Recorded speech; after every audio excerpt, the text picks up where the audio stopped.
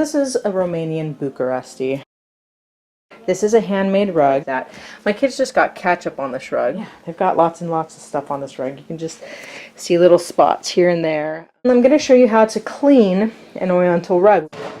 All I need is a pitcher, dish soap, literally. Just with cold water, dilute it, and we're going to take this and we're going to pour this solution all over the rug and scrub it. You don't want to use anything like a clothes detergent or anything like that. I wish that I had ivory. When I'm talking about the ivory dish soap, it's a white, non-colored, very simple dish soap. It's time to start prepping our driveway to clean the rug. When you prep your driveway, basically you want to make sure that it is free of all oil, any type of automobile fluids. You cannot have that getting on your rug. So because my driveway is so nasty, I'm power washing it because I don't want to get this stuff on the back of the rug. I obviously don't want to use a high pressure nozzle on this thing, so I'm going to change it out to a softer nozzle. So that ketchup was on there for a while and it's just rinsing off.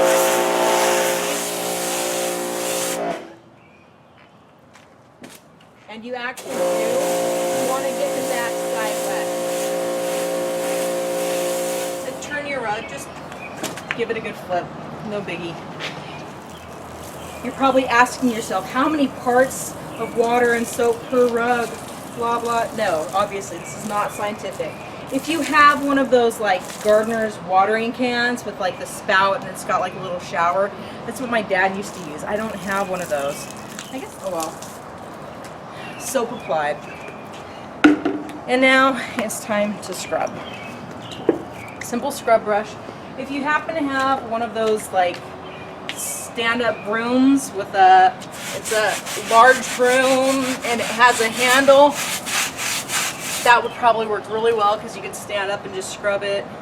If you have a rotary brush, that would be fine. And what you'll notice is you are going to start to lose some of the pile. That's not a big deal because you don't wash these that often, right? I mean, you're not supposed to be obsessive with oriental rugs. That's kind of the point. They've got these really nice designs to blend dirt in. They last forever. It's like a parent's dream come true, right? This is the floor that you want when you have kids. You definitely want to scrub the fringe.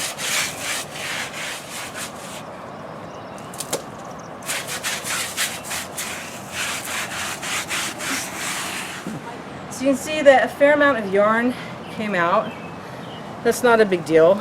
Gravity's pulling this way, so I'm gonna flip it and rinse it this way. Rugs, when they're wet, are extremely heavy.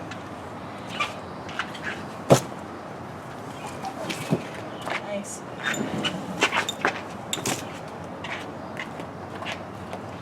So if you're not strong or if you have back problems, you probably want to get some help with this part.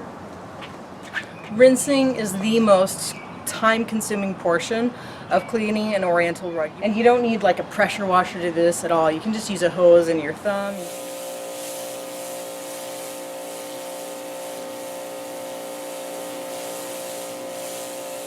You don't actually see rain in video unless it starts getting really heavy.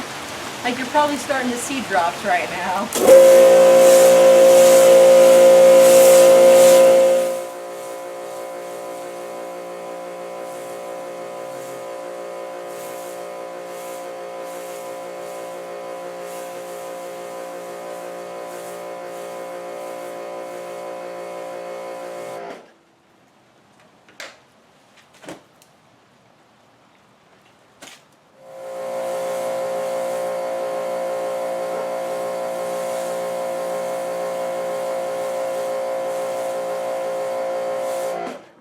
So if you had one of those stand-up hard bristle brooms that you scrubbed it with, then you could flip it over onto the hard part of the broom. So like there are the bristles and there's the hard straight part. You flip that over and you push the water out of the rug. Now, since I'm not using one of those, I'm just using what I do have, which is a carpenter's level.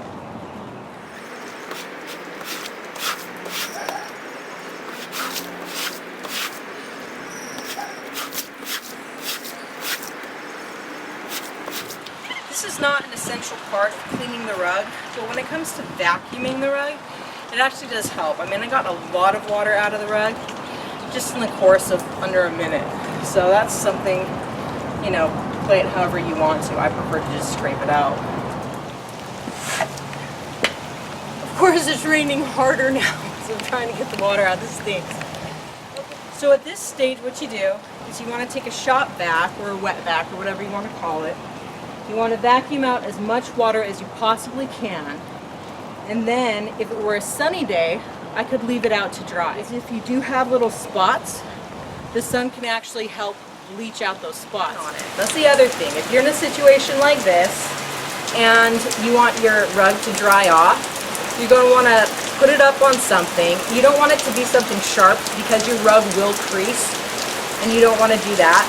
But if you had some largish PVC pipe, or if you had like a 2x4 or something, that might be also acceptable. Anyway, put it up where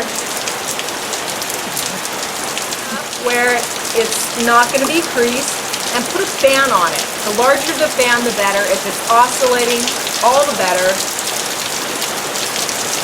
And get that rug dry.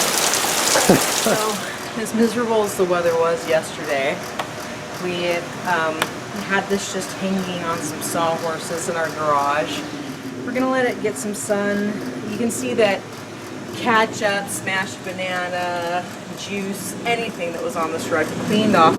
Just a quick reminder, when you're drying your rug, make sure that you do flip it over. You don't want the back to remain wet.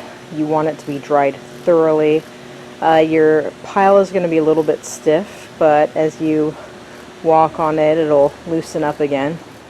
You'll also notice that sun drying is going to help to whiten your fringe, which is a nice added benefit.